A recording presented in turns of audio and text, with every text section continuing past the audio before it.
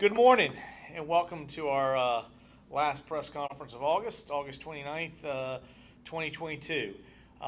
Again, I want to thank last week Principal Soraya Miller from Pensacola High School and Rick Shackleton of Washington High School. Very much appreciate them being here. It was a lot of fun doing that last week and being a part of that. We were happy to be a part of that, and I'll let our got news cameras showing up here. And I was going to say, usually I let the print media just come on in because they usually can get my words. But I may wait a second. If for some reason Casey is calling me right now as we speak as well, so we may take a break and let them set up a camera, and I'll figure out what I messed up from Casey.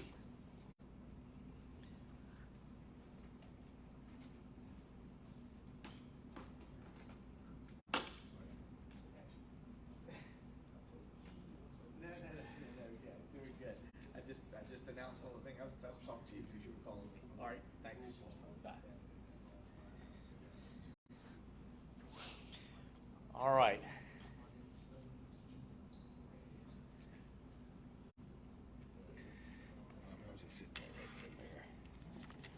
That's good.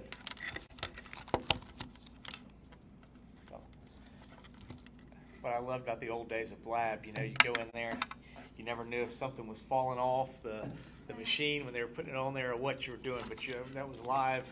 That was live TV right there. Doesn't get any better. So stuff happens. But anyways, glad to be here. Glad to have everybody on. I was saying last week we certainly appreciated having Principal Soraya Miller and Principal Rick Shackleton here to be a part of what was the Mayor's Bowl, and it was a great turnout. I saw him here earlier. Was Councilman Delarian Wiggins. Councilman Wiggins is a graduate of Washington High School who was there. So same with Councilwoman Tinyate Broughton. For me, it was certainly special. Not only was it my last time as being mayor to be a part of that, but it was very special. A neighbor kid down the street from ours, a good friend of mine, David Sherman, was a quarterback for Washington High School, threw for 5 touchdowns in the first half. But his father's a good friend of mine. His father also was a PHS graduate. We graduated together. We played, seeing Adrian in the back, we both played golf in high school golf here. He played for PHS. I played for Washington back in those days. But it was great to see David Sherman have a great game. The Wildcats, it was great to see it be a great game. For a while, it looked like it was 32 points apart, and it wasn't going to be much of a game, and PHS brought it back to within 8. It was close, and as Washington was able to get the clock run out, so it was a great game. Couldn't ask for a better game. Last week, we also had an employee recognition ceremony. We have those a lot, but this was a really meaningful one. We had a lot of people that had a lot of significant recognition. Certainly want to recognize Brenda Cahaley for her 40 years of service to the City of Pensacola. I told her, I said they must not have had child labor laws back then, but we really appreciate her service here to the City of Pensacola and being a part of it. We had many other people that also were recognized, including our Deputy City Administrator, Amy Miller, was recognized for 20 years. Sherry Morris, who I'd worked with for a long time, was 25 years, went back at the planning board when I came on about 2000, so she was fairly new at that point. There were a number of other employees. It was great to see. I see Chief Craner in the back. I was very worried that if we had a fire, because we had so many fire people here, we recognized a significant number of firefighters who were realizing their first year. And we had a large contingent from the airport as well. The airport had they had an employee of the month. They had a few other people here, so I was a little bit worried about planes landing, but everything took out and was great, and we ended up having no problems. So it was just great to see and recognize those individuals. I certainly say it every day. We're very fortunate to have 800 men and women that come to work here every day that do amazing things. And so we don't even notice. We go about our days and get our things done and don't have to think about a number of things because they've already taken care of them for us. So very much appreciate that. Here's a reminder of the resident satisfaction survey that is happening right now. We're conducting that annual resident satisfaction survey at UWF Haas Center, and we encourage all city residents to participate. City residents are asked to complete the online survey at uwf.edu/Haas resident survey, or by phone at 850-495-2666 by Friday, September 9th. So it's coming up here in the next week and a half. We hope you will get that filled out for us. We do want to talk about a new playground that we put in last week. Seeing Adrian back there and David of Parks and Rec, we put a new playground in the Long Hollow Park. Our Parks and Recreation Department has installed new playground equipment at Long Hollow Park, adding even more amenities for children and families to enjoy this beautiful neighborhood park. The new playground equipment includes a nature discovery playhouse, whirlwind seats, musical display, and play structure. These are complemented by slides and climbing features. And Long Hollow Park is located at 1001 North Gillimard Street in Pensacola, so we hope you will have a chance to go by there and see the new equipment that we have placed out there as well for you. I think we've really done that a lot of places. We've changed out a lot of equipment. We realize how important there are 93 parks, and sometimes we sit here and we always say, well, you know, maybe we should get rid of a park, but every park that's there, the most important park is the one closest to you and the one you use. So even if it seems insignificant or the small number of people, if you're the one that's your neighborhood park, it's important to you, and we made sure that we put investments in every one of those neighborhood parks one way or the other. So we hope you'll enjoy the new playground equipment at Long Hollow. Labor Day closures and changes to sanitation collection. Again, we'll not have a press conference next Monday. Next Monday will be Labor Day, so we will be off, and we will not be here. The City of Pensacola administrative offices will be closed on September 5th. The other things that will be closed on September 5th are City Hall and City of Pensacola Community Resource Centers. The exceptions are, of course, Osceola Golf Course and Roger Scott Tennis Center. They will be open. If you wish to go play golf or play tennis, you can continue to do that. Obviously, right now, a big part of the tennis, we have the U.S. Open on, so you want to go out there and practice your U.S. Open moves. You can still do that at Roger Scott next Monday. We hope you will do that. The biggest thing that we have changes in, we always talk about sanitation services. So next week, everybody will just shift back a day. If you're on Monday the 5th, you will go to Tuesday. If you're normally on Tuesday, you'll go to Wednesday. If you're normally on Wednesday, you'll go to Thursday. And if you're like me and you're normally on Thursday, you'll go to Friday, which is the 9th. So again, Monday the 5th will go to Tuesday, the September 6th. Tuesday, normal Tuesday people will go to Wednesday, September 7th. The Wednesday people will go to Thursday, September 8th, and the Thursday people like myself will go to Friday, September 9th. And again, we will not have a press conference next week. We will have one on the 12th, which gets back to one of the things I really wanted to recognize. I did want to congratulate D.C. Reeves on his election by the people of the City of Pensacola as the next mayor of the City of Pensacola. We certainly will be working with him as we move forward and to ensure that there's as good a transition, smooth transition as possible for the city and for the citizens.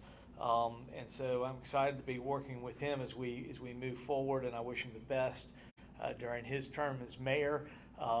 We will be bringing him forward to the next press conference. He'll be here. I think he has something he wants to say.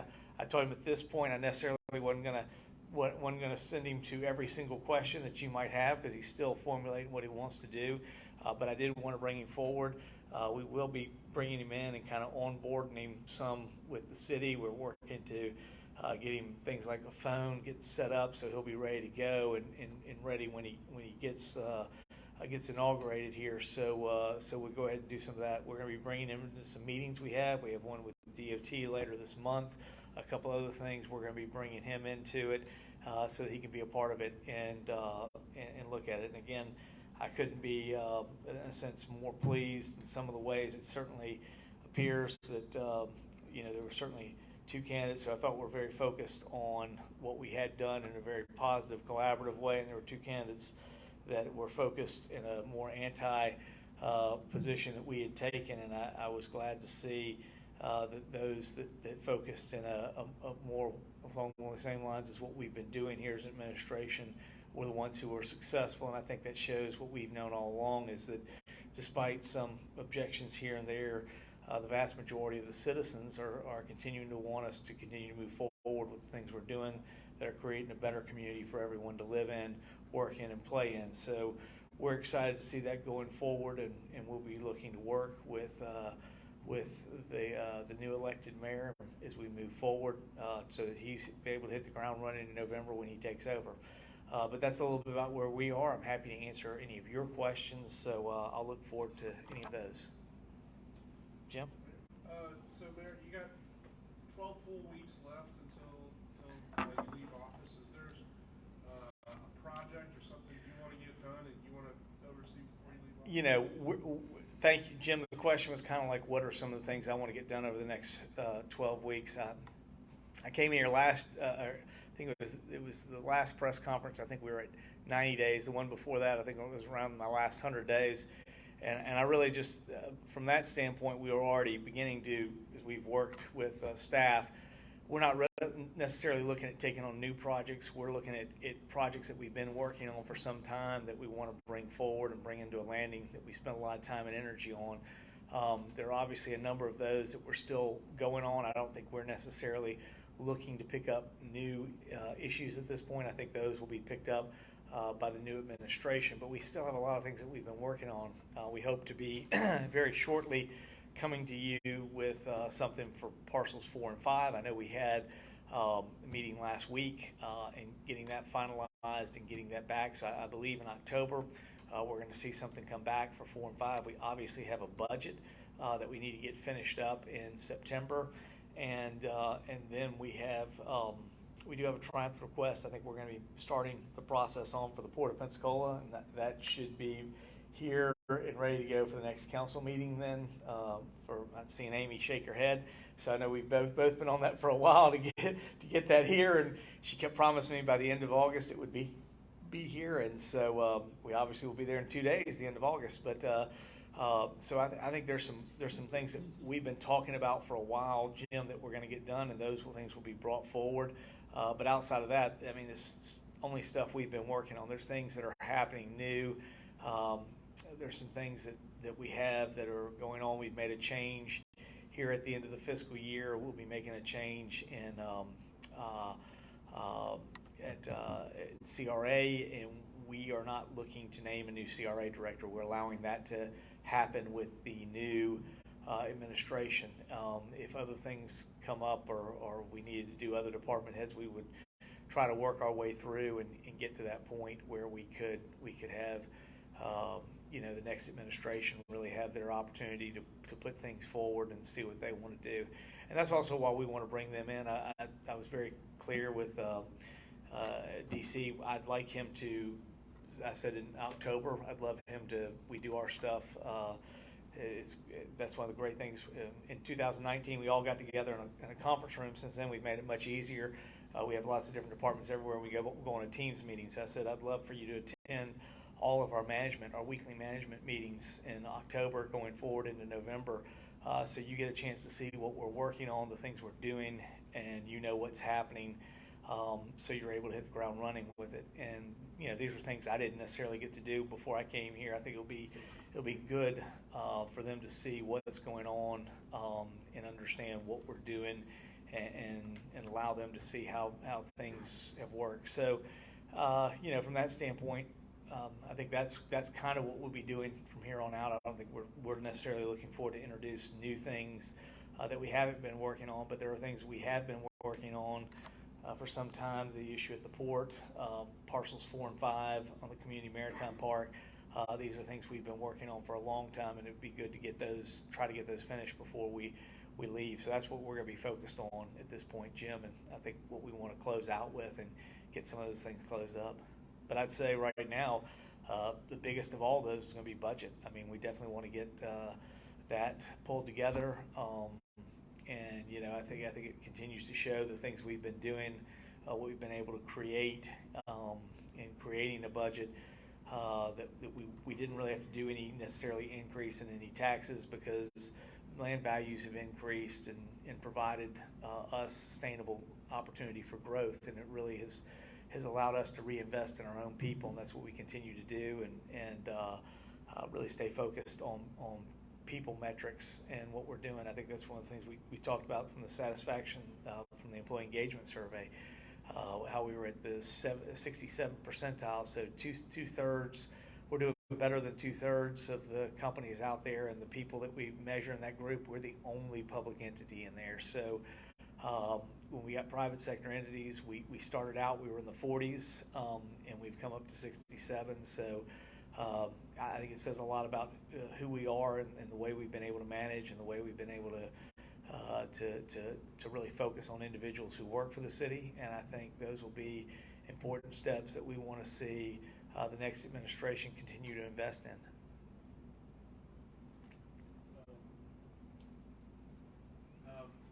So those are big things, especially parcels 4 and 5. That's a big task. I guess, is there anything new on that? I know there was like talk of the parking situation there was kind of the big hold up. Yeah, we totally kind of went a different direction. Well, the tenant sort of went a totally different direction and posed something totally different and moved their parking and our parking separate. It happened early this summer. It took us a little while to look back at it, pull it all together. We had our internal legal eyes, we had external counsel look at it, we had our finance people look at it, we had a variety of different people look at it, but we have responded back. It took us a little bit longer than I would have liked to, but there were a lot of eyes that needed to see it just to make sure that it was still something that was going to be workable.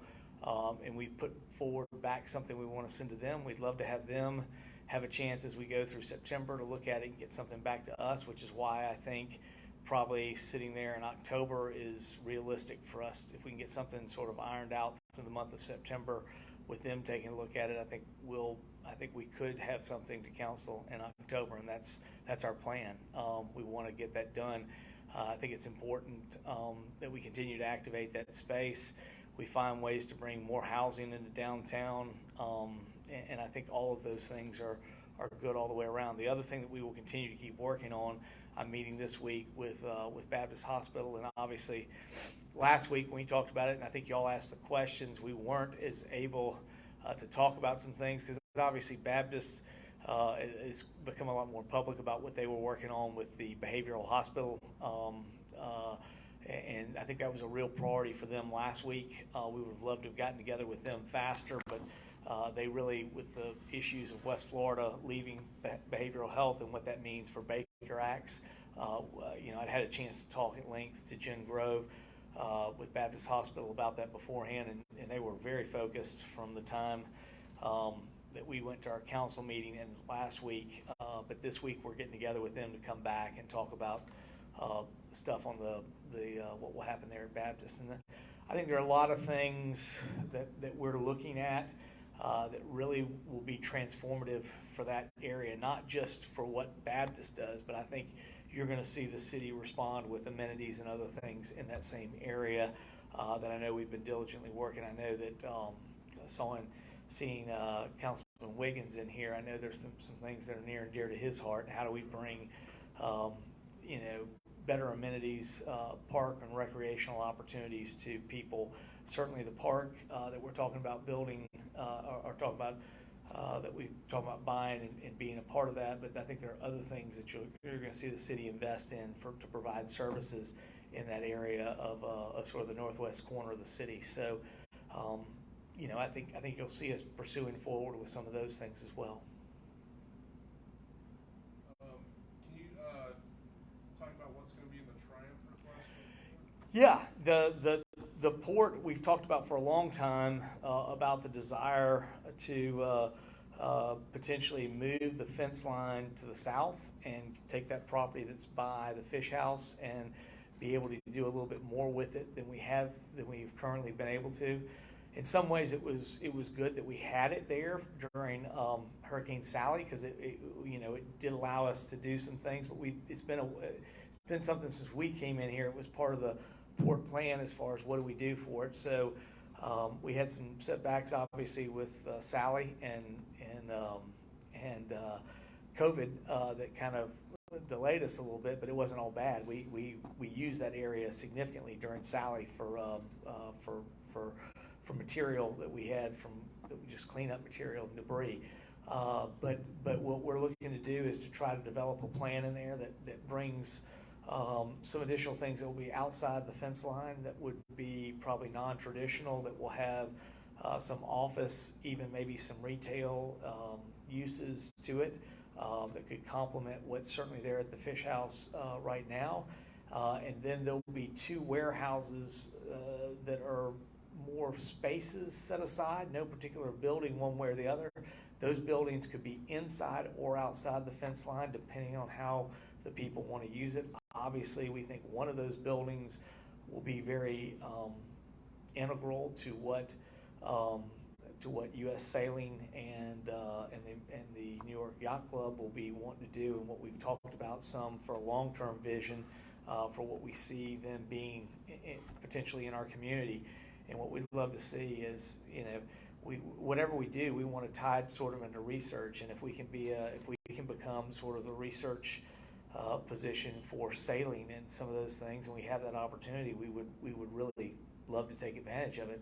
We think anytime you put yourself in that kind of place, you're going to create economic opportunities for people in your community, but you're always going to be at the cutting edge because you're doing research. And I think that will be exciting, whether it's something like that for U.S. Sailing and the New York Yacht Club, or whether it's something else that looks at just things going on in the ocean. I think there's so much research opportunity there, and our port has a unique opportunity, and those assets really are very unique. They can be inside the fence line, they can be outside the fence line, and it really gives the user some flexibility to think about how they want to use those spaces. So I've seen preliminarily what's coming forward. I think we're finishing up, and it'll be ready to go to council.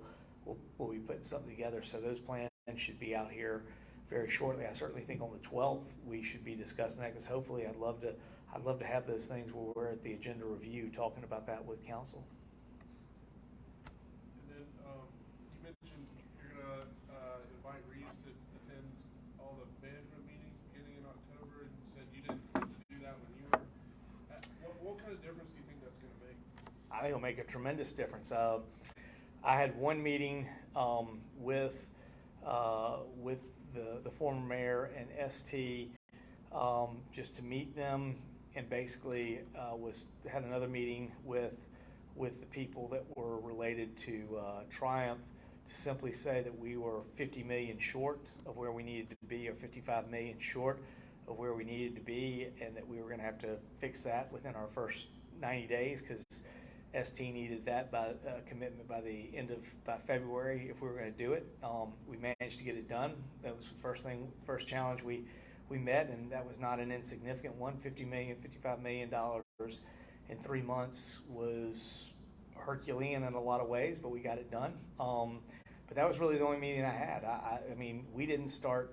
I started picking people in the transition committee, but we didn't really get here or have any opportunity to meet with staff or do anything else until the day I was inaugurated. So that was really the first chance I had to get up here and begin talking to staff, to allow him to get integrated and see how we work and what's going on. I think will be important for him. It'll be important for our team as well. They'll have a chance to learn a little bit more about him and what he's looking for and those things. I think it will be advantageous to everyone. I think it will be advantageous to the citizens as a whole as we try to integrate those two visions going forward, and I think it should make it a lot better for the citizens. I mean, from my perspective, even if we'd had a runoff, Jim, we were already planning to in some of these meetings to take both candidates. I mean, just because I thought it was that important for both of them to be a part of it and understanding what we were doing. Now we ended up knowing who the winner is, and it makes it a little bit easier. But clearly, after my experience, I wanted to be more focused on how we provide a better position for whoever's coming in to make that transition, make it a smoother one. One other question about the budget. I think Reeves mentioned he's concerned about the new number of positions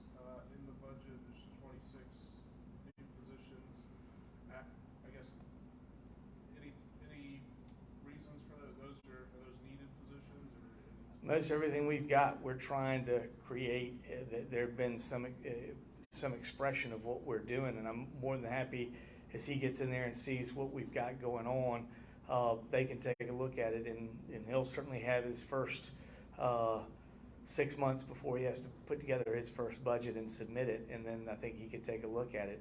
Obviously, if over time they're not needed or something else, but I mean they're in public safety, parks and rec, a variety of different other things. I can't see how they're not going to be utilized. I mean, I think it's important that we do some of those things. One of the things we realized more significantly, or people realize, is they want things done, they want services taken care of, and if that's going to happen, you're going to need more people to do those services. So I think those are balances that are what are happening. I think you got to figure out how you justify and move that, but we've been able to do all that, and we've moved with what has been basically an increasing level of value in the community, and I think it kind of goes hand in hand.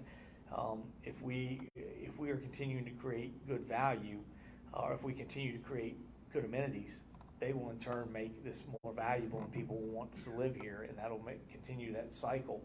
And if you do that, then you have more funding that you can do for your amenities. So I think it's a building block. I think you got to be careful as you take away some of those amenities. You take away the value of what it means to live in the city of Pensacola, and then you begin to fall back and you lose population. For 50 years, we were losing population.